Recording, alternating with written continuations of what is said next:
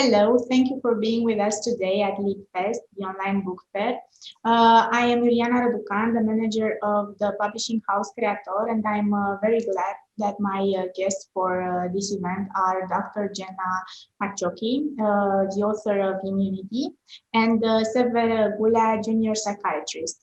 Jenna Macciochi has a Bachelor in Science in Immunology. She holds a PhD from the Faculty of Inflammation, Repair and Development at Imperial College London and is specializing in allergy, chronic inflammation and resolution. Currently, she's a lecturer at University of Sussex. Jenna teaches immunology at undergraduate and postgraduate level to medical pharmacy and biomedical sciences students. In a nutshell, we can say that Jenna's main purpose would be the art of helping people to stay well. But more on that will be discussed between my guests. Sever? Thank you very much. First of all, thank you for joining us, Ms. Macciochi. Congratulations on your book. We don't have many books dedicated to understanding the immune system published in Romania, and you tackle a difficult subject from a grounded position. And I believe the timing is just right for this, because on one hand, we live in uncertain times. The experts are looked upon with suspicion through social media, through different conspiracy theories and so on. But on the other hand, we are all concerned with our health and well-being, and we want answers and sometimes shortcuts to achieve a healthy state. So in this context, I believe that we need a firm and friendly answer, and this is where the role of scientific communicators comes in. The only option is to educate ourselves from credible sources.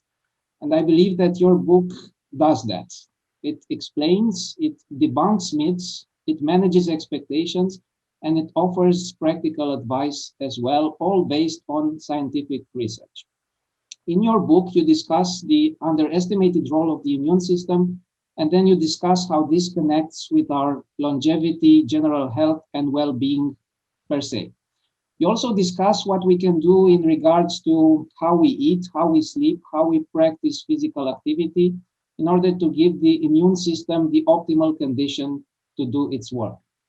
So, welcome, and if you agree with me, I will be addressing a number of questions based on the chapters in your book, because there are many questions I would like to ask you, and even though the time is short, I believe it will be a very interesting discussion. Oh, thank you both for that lovely introduction, and thank you for inviting me here today. I'm so happy that I could join. Okay, so first of all, let's discuss a little bit about the immunity in general. Our immune system protects us from infectious diseases. Many people know that. But it's not just like an army ready to react on enemies. It's more like a forest ranger watching over a balanced ecosystem. Can you elaborate a little bit on the role of the immune system beyond fighting infectious diseases? Yeah, I mean, that's a great place to start. It's the place where I think feels most familiar to people, the analogy of the immune system going to battle when we have an invasion from germs. But actually, it's working hard all the time, even when we don't have any symptoms and we're not unwell. And it's constantly repairing our body, protecting us, fending off infection without us even knowing it.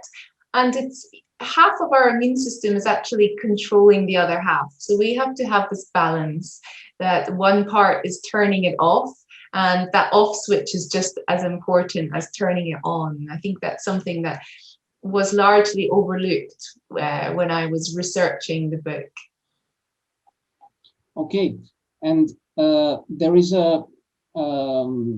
we are born with an immune system, but also the immune system is educated throughout our lives.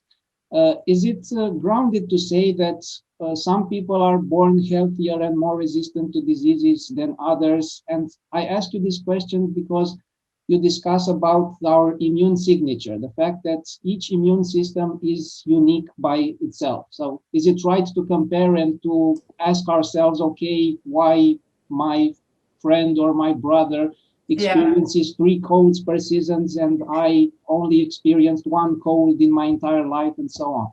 This is a great question. I think that it's important to say that we're born with, as you say, a completely individual immune system. So we're born with this in a very unique immune system that's unique still from our parents, even though we inherit their genetics. And that's very deliberate by design, because, as you say, you may be very susceptible to viral infection, but your brother, wife, friends never seems to get these infections, but they might be more susceptible to something different. There's not exactly a hierarchy. It's not that some person has a better or worse immune system, but it's the overall diversity and uniqueness that we're born with that helps us survive as a species. Imagine if we all responded to SARS-CoV-2 in the same way. It could devastate the human population. So we see this diversity in how we respond to germs. I think with all eyes on COVID, it's very apparent, but this is normal from other infections too. Mm-hmm. So it's basically about the adaptive response. This diversity of the immune system is a form of adaptive response towards the environment. Mm-hmm. Another interesting aspect that I've read in your book is about gender differences regarding immunity. Women seem to be more resistant to infections, but also more vulnerable to autoimmune diseases. Why is that? Yes, sadly, this is the case. We've definitely seen that again with COVID, where men seem to be more susceptible to worse disease, hospitalization, and women seem to inherently be better at fending off infections. But sadly, we think that means that their immune system is a little more likely to tip over into being autoimmune, so reacting against themselves. We think a lot of this is to do with hormones, so the sex hormones, estrogen, progesterone, and testosterone, because the differences become apparent in puberty, and the differences disappear after menopause. So we know that the sex hormones play a real role in this overall balance of the immune response. Mm-hmm. Okay, but we also can observe an increase in autoimmune diseases and allergies these days. Why do you think these pathologies have started exploding in the past 20 years or even more? Yes, sadly, this is the case. If you go back a few decades, it was extremely rare to see people with allergies. And now if you go into any school, you might find that 50% of the children suffer from some form of allergy. So it's been an explosion, and we cannot attribute this to genes alone. There is a genetic component that means people are susceptible to going on to develop an allergy or going on to develop an autoimmune disease, but it's really our environment that is driving this acceleration. And we've seen a lot of changes in how we live in the past 50 years, and the pace of life has increased. And I feel like there's a multitude of factors of the modern environment that is driving this. So it's not one factor in particular, but many different factors. So somehow it's a price that we paid for our comfort and our way of life these days.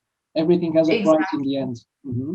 Yes, yeah. So, poor sleep, stressed out much more, poor diet, sedentary lifestyle, changes to the microbes that live on us and within us.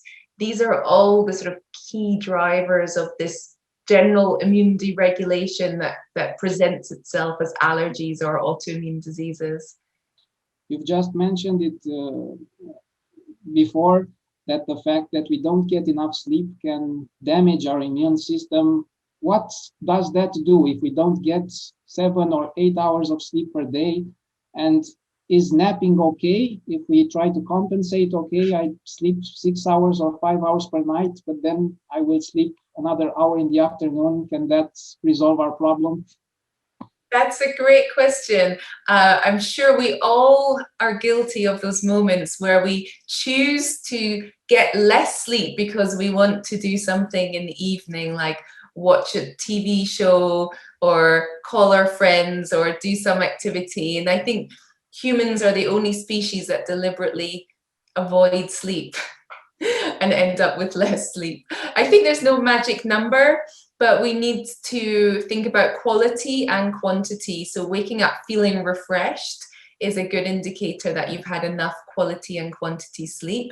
When we're sleeping, the immune system is doing quite dramatically different things. It's under what we call circadian control. So it's the genes of the immune system are influenced by daylight and nighttime. It knows when it's daylight, which is when it's on the lookout for germs because we're active, and it knows when it's nighttime, which is when we're more likely to be healing and repairing, fighting off infections during that rest period. So there's really distinct roles that the immune system does in day versus night. If you don't get enough sleep, you're not letting it do what it needs to do during the night. We do have evidence that having a nap can help offset the poor sleep at nighttime. So it can be beneficial, but I think I would really advocate for people to have a good night's sleep first of all, because a nap could therefore mean that you're not so tired at bedtime, which means that you don't get such good night's sleep. And ultimately, it seems like we are supposed to sleep during the night. I know different animals have different patterns, but for humans, it would seem that the bulk should be during the night. I've read that some animals sleep with only one hemisphere of their brain. So yeah. One of the most interesting chapters that I personally found was the chapter that was about the impact of immunity on mental health. I'm concerned through my profession and through my activity as well.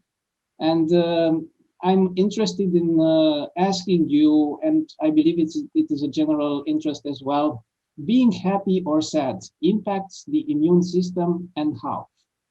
Yes, that's a great point, and something that we've only recently made that connection between mental health and physical health. And I feel like the immune cells are the ones connecting those dots. So our immune cells have receptors on them, which means they can sense various hormones and neurotransmitters that are important in the brain and the whole neuro system. And things like endorphins from being happy can influence the function of our immune cells. Equally, there's evidence that different feelings like anger can actually prime your immune cells to be pro-inflammatory, because it's priming you for perhaps going into a battle and perhaps getting injured, and you need that inflammation to come and deal with any potential infection. There's also evidence that things like loneliness can be really damaging to our ability to fight off viruses, because we know viruses spread in crowds. So when you're in a crowd and you've got that social connection, you're much better at being able to fight off viruses. So the immune system and the brain are both sensing systems, and they're intimately connected, so that the brain can sense what's going on in your environment, how you're feeling, and then relay that information to the immune system so it can be prepared for what might come. A lot of research was dedicated to studying the interaction between the endocrine system and the nervous system. But as you put it, and as the research during these past few years puts it, the immune system should be correlated as well with the whole neuroendocrine axis per se. And it's very important. Some of the things I didn't know. You blow my mind through some of the things that I've read in your book. Another curious fact that I've learned reading your book was about the leisure sickness. exercise. I've never heard of it, but then again, thinking in my experience and talking to my friends, yes, I've heard about this situation in which after a long period of stressful work, you go into holiday, and during the holiday, you get sick. How come? What can you say about that? Yes, I'm sure many people will have experienced this. What we think is happening is that, you know, you're pushing the foot down on the pedal, and you're very stressed at work, particularly if you're about to take a holiday. You end up feeling more stressed because you know that you're going to leave. So you're working very hard, finishing deadlines. The cortisol in your body, the stress chemistry is really high, which is suppressing your immune system. And then you go on holiday, you immediately relax, which allows your immune system to come back to life. And it's actually your immune system which gives you the symptoms of feeling unwell. So when you get sick, the symptoms are caused by the immune system fighting off that infection. So when you're stressed, the suppression of your immune system means you don't feel that you're getting sick. It's only once you start to relax. So there's been actually quite a lot of scientific studies on this concept of leisure sickness, as it's called. Mm-hmm. Physical exercise, of course, it's as you call it in your book, it's the best anti-inflammatory remedy for many of the problems that we have. We already know that sitting is considered the new smoking these days. Mm-hmm. And you stress out that our muscles are immunity friends for us, and we should look after them. Why is that? Why are muscles so important to immunity? Yeah, muscle and fat is kind of the yin and yang of the immune system. So they're both full of immune cells, so they're immunologically active tissues. And we know that muscle is kind of generally anti-inflammatory, so it gets rid of unnecessary inflammation, whereas fat can be, in certain circumstances, a bit pro-inflammatory and drive certain chronic diseases that are associated with inflammation. So I think it's, as we age, we tend to lose muscle and gain fat. We become less active as we're older, and it's harder to build muscle when you're older. It's harder to maintain muscle. So I really think that, you know, you can't underestimate how important physical activity is, as well as the importance of just hanging on to that muscle mass. I mean, sarcopenia, which is reduced muscle mass, starts in the age 40 to 50. So if you don't use those muscles, you lose them. And it's very rejuvenating for our immune system, keeps it young. And we know that an aging immune system is bad for our health. And we shouldn't wait until we're older and we start losing muscle mass after 35 or 40. Exactly. You definitely want to build that bank account so you've got a bigger buffer for... Of course, there is this issue of how much physical exercise should we get. You explain the difference between moderate and intense physical exercise. Do we need both? Is it important to do it every day or just a few times a week? Yeah, it's really hard because I think, you know, we have to meet people where they're at. So if you're someone who's currently sedentary, you don't do any exercise, then, you know, walking more during the day, getting out of your chair frequently, that's going to be doing so much good for you, and then building up from there. Generally, the guidelines is to do some kind of moderate intensity exercise 5 times a week. So you feel your heart rate going up, you feel a bit breathless, and including 2 strength or resistance sessions. So this doesn't mean lifting weights, but anything where you put resistance on your muscles. So, you know, you can do some push-ups on the kitchen worktop, do a Pilates class, use some resistance bands at home. It's the small things. And I think consistency is key, you know. Doesn't matter where you're starting from, but just building up slowly and doing it consistently. And I think that's going to be really the most important thing that people should take away. Mm-hmm. So let's take a case scenario. I work in a company 8 to 10 hours a day, and I'm mostly sitting in the office. I'm sitting on a chair and working on a computer. but yet I still find the energy to visit a fitness center for physical activity, let's say 2 or 3 times a week. Is this a reasonable compromise? Should I be satisfied with this? I'm still doing some physical activity, that's all. I think, you know, the first thing to say is it's great that you're getting to the gym, getting physical activity into your week, because we know that that's more important than anything. That's a fundamental, and some people just aren't achieving that.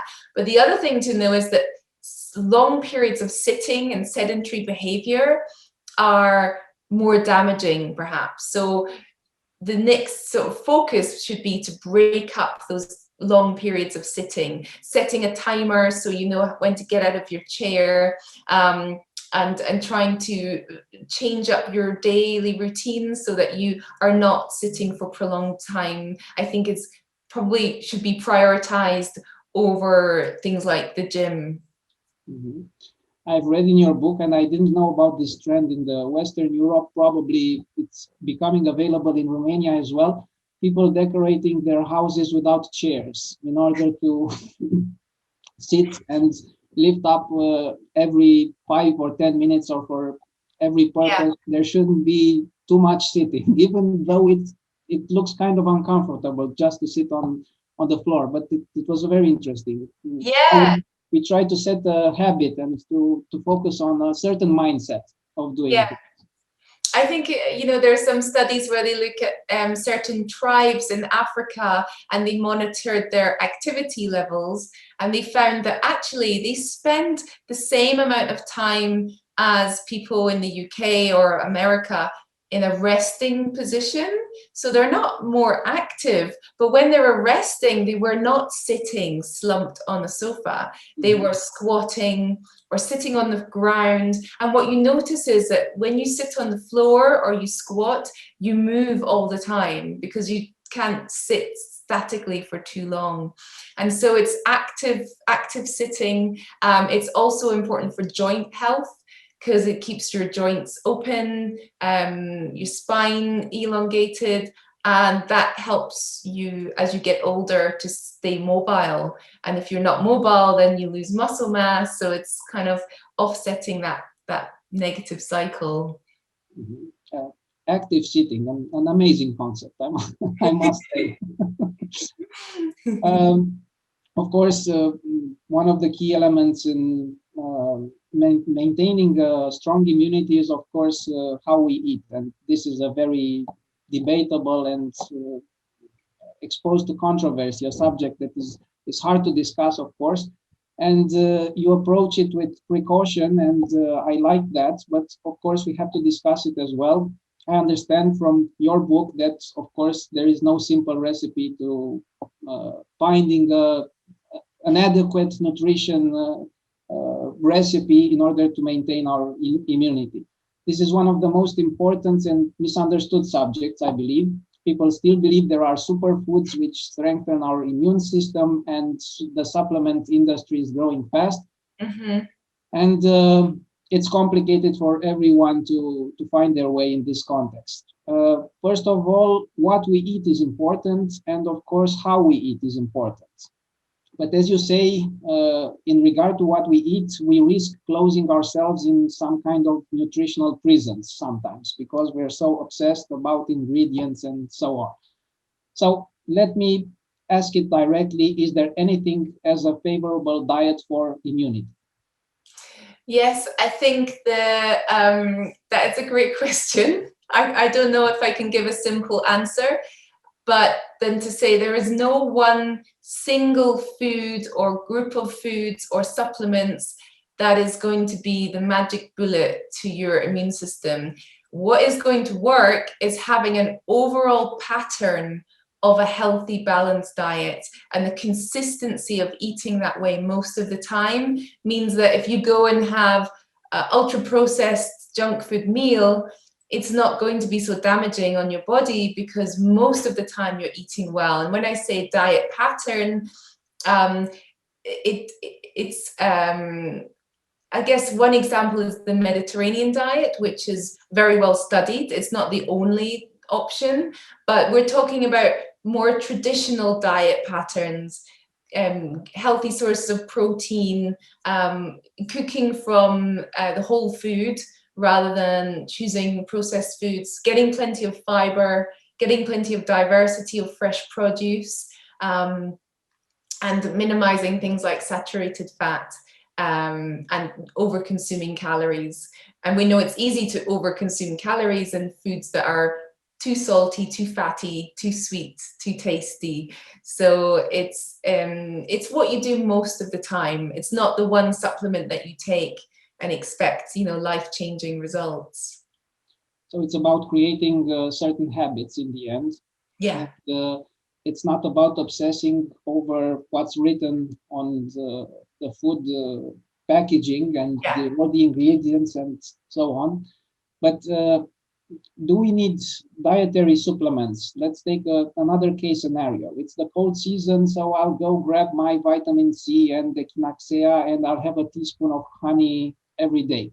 Here in Romania, we are still fond of traditional remedies and general wisdom, so to speak, and this supplement industry is growing as well. So we are all fans of these approaches, but how grounded are they? What should we expect? Should we expect, okay, my immune system will be perfect this season? I think it's important to remember that we live in a world full of germs, so there's nothing that's going to make us completely invincible. And supplements should supplement a good diet. So if you choose to be vegan, you choose to exclude certain foods, you can supplement to fill the gap. But really, we can get what we need from a healthy, balanced diet. The vitamin C, for example, is found in so many foods. It's even found in some cuts of meat. So it's very easy to get enough vitamin C from a healthy, balanced diet. You don't need to go and buy a vitamin C supplement, but it might make you feel better. And perhaps there's some psychology in the placebo effect of, you know, having agency over our health, being proactive, feeling like we're doing something for our health by taking a supplement. Maybe you have a comment from the side of psychology on that, but I do believe that in a food first approach, and food has so many more benefits that we cannot put into a supplement. I do also think there's some room for traditional remedies, and normally there's a grain of scientific truth in some of these. Honey, for example, can be very soothing when we have a cough. It's now something that we actually recommend in the UK when people have a cough, rather than taking some kind of pharmaceutical intervention. So I'm not sure how it is with you, what the sort of recommendations are around some of these. Our family doctors recommend as well honey, integrating honey in our diet, and especially during the cold season and so on. But still people try to find supplements based on honey as well. I mean, not just honey, let's supplement as well. It's all very clever marketing. Most likely. We also care for the well-being of our children, and feeding our children these days is also a very controversial issue. You discuss some of these controversial issues in your book as well. Do you think that it's better to avoid certain foods when we nurture our infant? Is it better to protect him from contacting age-related diseases as well? I mean, like keeping him under a glass bowl. So no, I'd say that we should let our kids get dirty. Hygiene is important, washing hands before eating, but contact with nature is so important to the development of an immune system in a child. So letting them get exposed, letting them play in the dirt, that's so important. It's an impact on the microbiota that we have in our gut as well. I found some amazing things as well, that some parts of the breast milk actually feed the baby's gut bacteria. They don't feed the baby per se, but the gut bacteria. Yes, exactly. It's a medical marvel, the way that breast milk has been designed. That it has these components that are just helping to pull out the right bacteria in the gut and help them thrive. And these bacteria are the educators of our immune system. They're training our immune cells to do their job. And, you know, the first sort of 3 to 5 years of life is so important for this, this process to happen.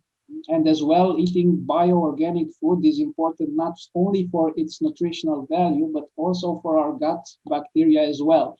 And that was amazing as well, that some people thought of studying the fact that, okay, sometimes kids eat dirt and they put dirt in their mouth, and this is somehow an adaptive behavior in order to put more appropriate gut bacteria in them. Right? Exactly. Like, wow. Like a form of sampling the environment.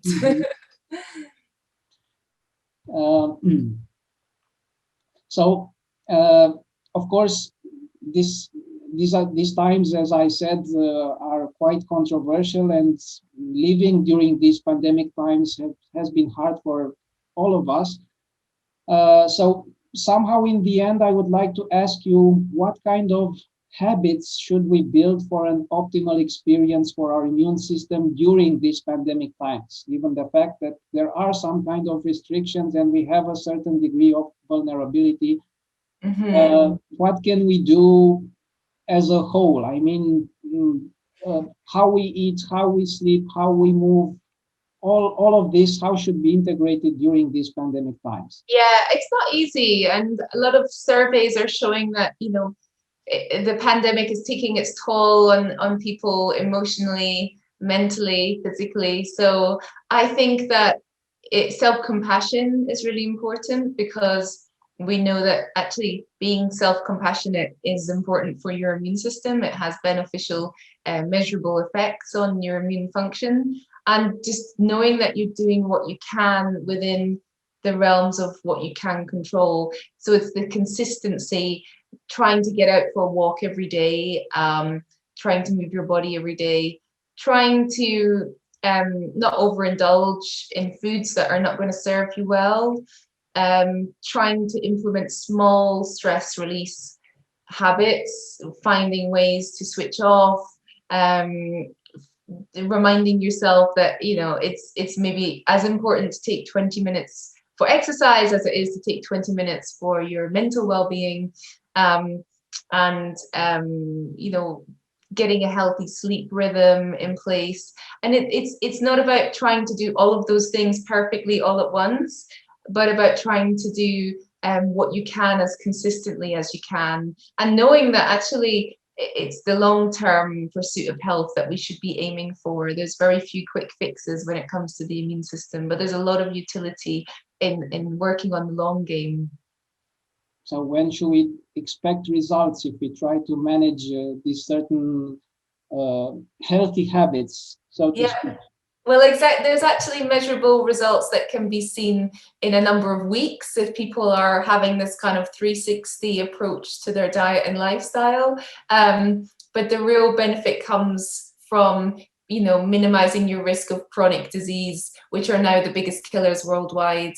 Staying active and healthy as you get older, which allows you independence. It allows you to get enjoyment and fulfillment from life, and enjoy the activities that you like, and not feel that you're cut off socially or emotionally because you've become very frail, for example. So it's somehow relieving to see that we don't have to do especially something in particular during these times. We should just build our habits that we should employ during the extra pandemic times. General habits towards a healthy living, a healthy lifestyle. So exactly, no extremes or no extra precautions or something like that. We have self-regulatory mechanisms in our body that are able to function properly just if we give them what they need to meet their basic needs. Yes. Yes, I believe that your book will be well met here in Romania because, as I said, it tackles an issue that hasn't been addressed in this popular approach and this scientifically grounded approach. And I believe that that it will be a very interesting choice for our readers here at LibFest as well. And thank you very much for joining us and sharing this information live and in your book as well. And we hope you have a lot of success in your activity from now on. Thank you so much, Sever. It's been wonderful to talk to you. And I really hope that the people of Romania enjoy the book. And yeah, happy to have been able to join today and answer your questions. Thank you, Jenna Macciochi and Sever Gulea. Thank you for watching us. You can find Jenna's book Immunity on Libris.ro at a special discount throughout the book fair.